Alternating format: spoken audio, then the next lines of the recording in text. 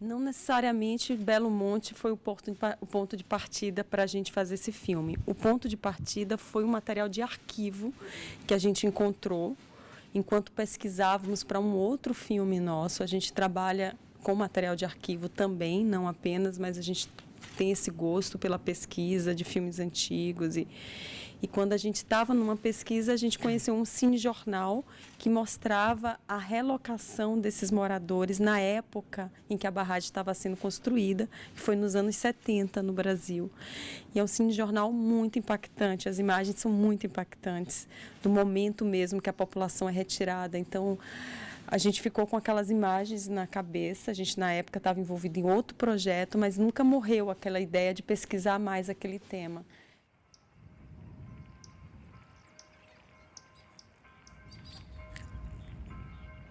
Era pequeno, mas era pilargado.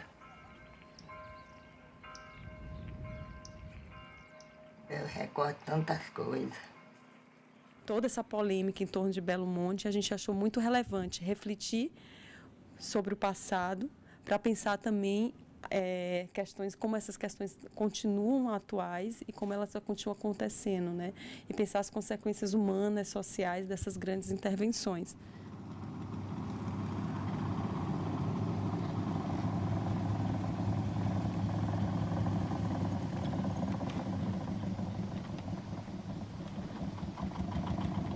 São pessoas que viveram de uma maneira muito intensa o processo de Sobradinho, da construção da barragem, da hidrelétrica de Sobradinho.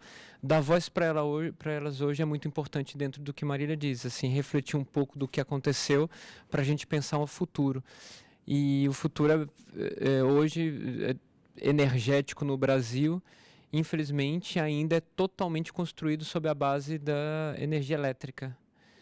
E mesmo que já tenhamos tantas histórias com dramas humanos tão fortes, tão intensos, assim, eu acho que isso continua não sendo levado em consideração.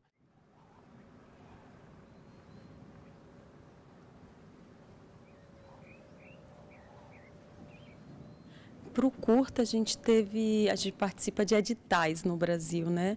Editais, às vezes, promovidos pelo governo federal e outros pelo governo estadual.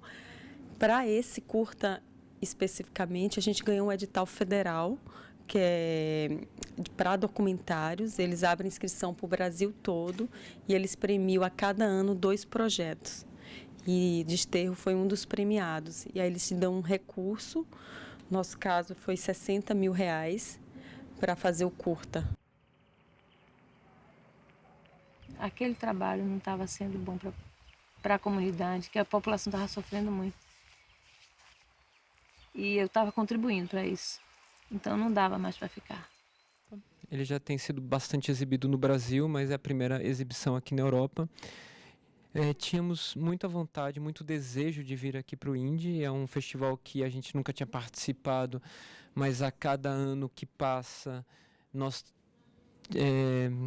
recebemos muitas boas recomendações, muitas boas notícias dos amigos e do que lemos, do que encontramos. Gostamos bastante da curadoria, achamos um festival realmente bastante sério. Dentro do que se propõe, um festival coerente também.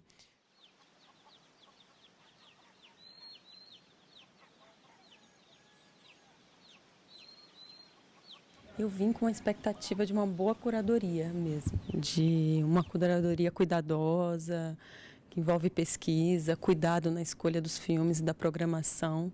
É muito animador participar de um festival que você sente uma confiança no processo mesmo de seleção e programação dos filmes. E o Indie me passa bastante isso.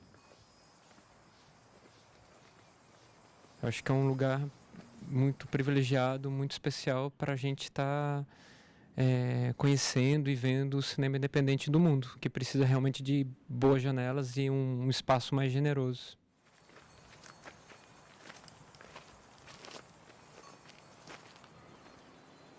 Eu espero que fique cada vez mais forte, ocupe cada vez mais espaços, tenha cada vez mais público e não perca esse desejo e essa paixão pelo cinema. O pouco que nós conhecemos das pessoas que estão por detrás do Indie nos dá essa certeza de que são pessoas certas no lugar certo, que são pessoas apaixonadas e que se empenham de uma maneira muito forte para trazer o melhor do cinema, para trazer conhecimento, para trazer cultura, para trazer para promover uma grande celebração em torno do pensamento aqui para Lisboa. Eu acho que Lisboa também tem muita sorte de contar como pessoas que estão aqui promovendo o indie, construindo algo tão potente como o indie.